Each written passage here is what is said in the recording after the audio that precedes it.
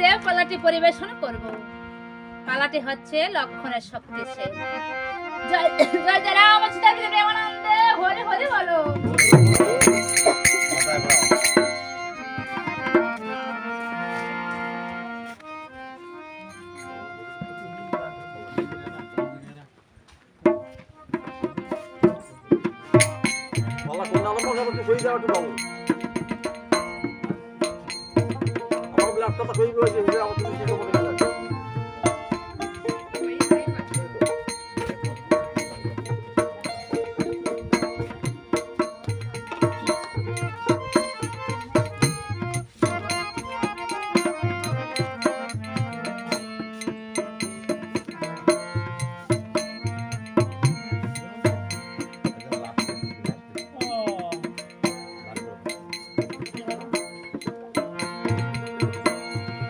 নিকুম্ভিলা যজ্ঞাগারে ইন্দ্রজিতে প্রাণে মরে।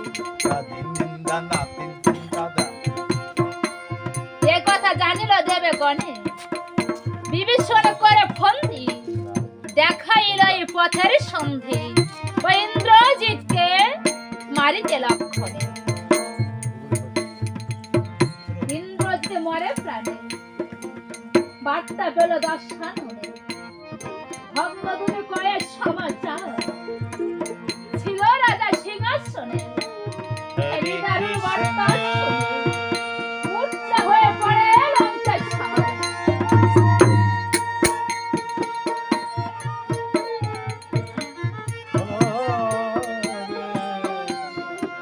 নিকুম্ভিলা যজ্ঞাগারে ইন্দ্রজিৎ আজ যজ্ঞের কার্যে রত।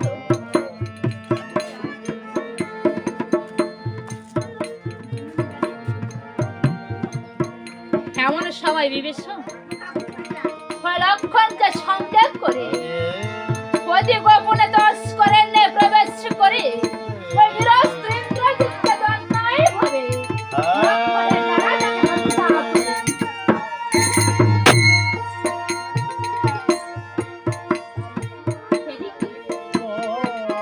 রাজা দশরথ পাত্র মিত্রগণদেরকে নিয়ে সভা করে এক স্থানে বসে আছে। এমন সময় হন্তদন্ত হয়ে রাজার নিকটে প্রবেশ করেছে।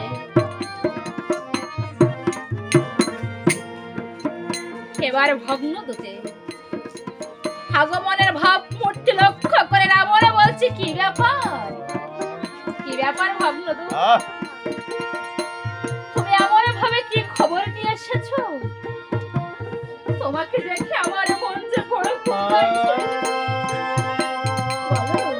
বলো ভগ্নদূত, তোমার খারাপ খবর নয় তো? খেয়াল করো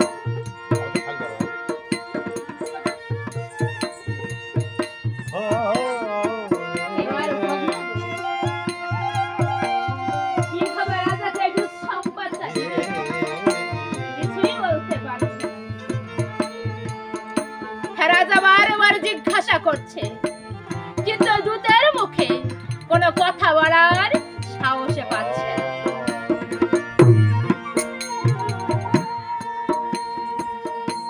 রাবণ আবার বলছে ভগ্নদূত, তুমি কি বলতে চাইছো যে তোমার বলতে সংকোচ বোধ হচ্ছে? আমি বলছি তুমি নির্ভয়ে বলো, তোমার কোনো ভয় নেই, আমি তোমাকে আজ অভয় দিলাম।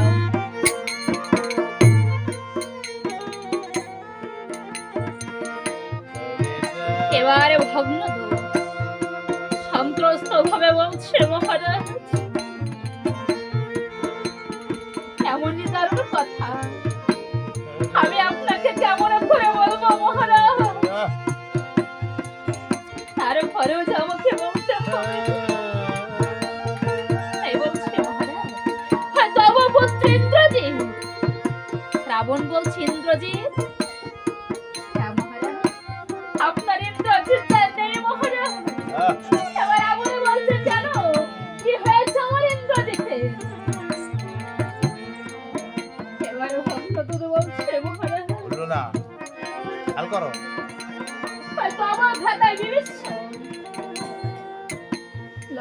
ইন্দ্রজিৎকে সঙ্গে করে অতি গোপনে তস্করের প্রবেশ করে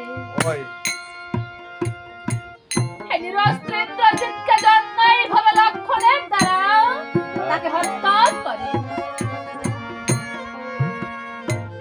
এবার রাবণ রাজা পুত্রের মৃত্যু সংবাদ শুনে খুনবদ্ধ পাগলের মতো ছুটে বেড়াচ্ছে আর বলছে রে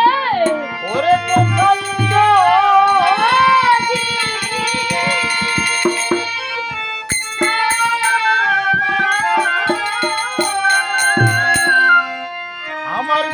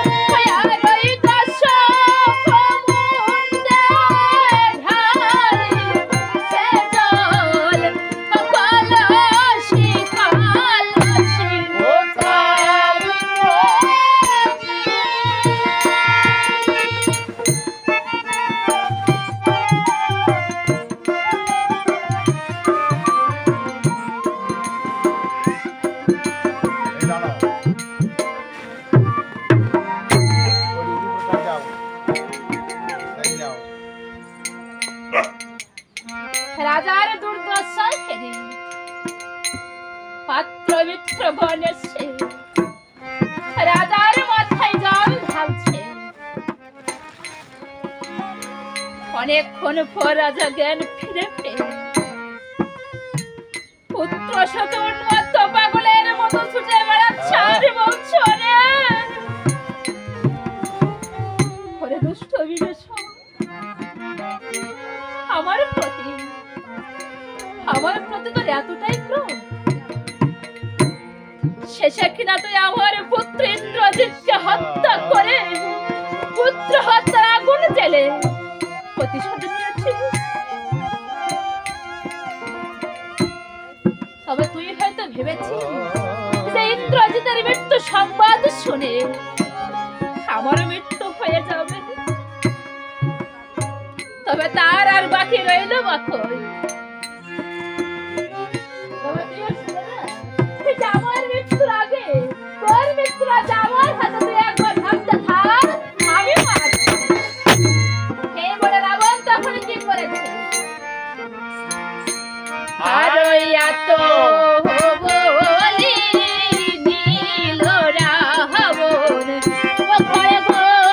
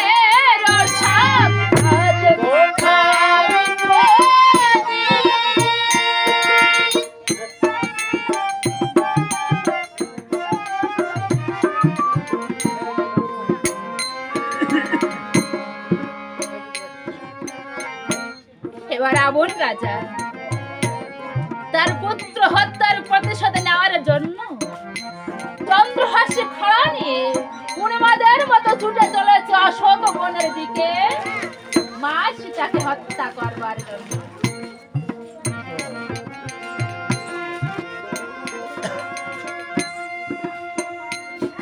এদিকে পুত্র হারা মন্দাদরী পুত্রের মৃত্যু সংবাদ শুনে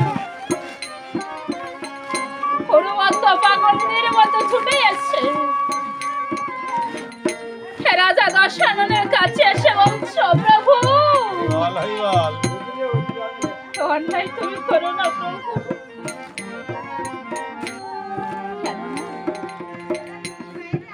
এই মা সীতাকে হত্যা করা এ যে তোমার পক্ষে কোনো কালে সম্ভব হবে না প্রভু। প্রভু তুমি একটিবার শুধু আমার শেষ নিবেদনটুকু রাখো প্রভু। এবার রাবণ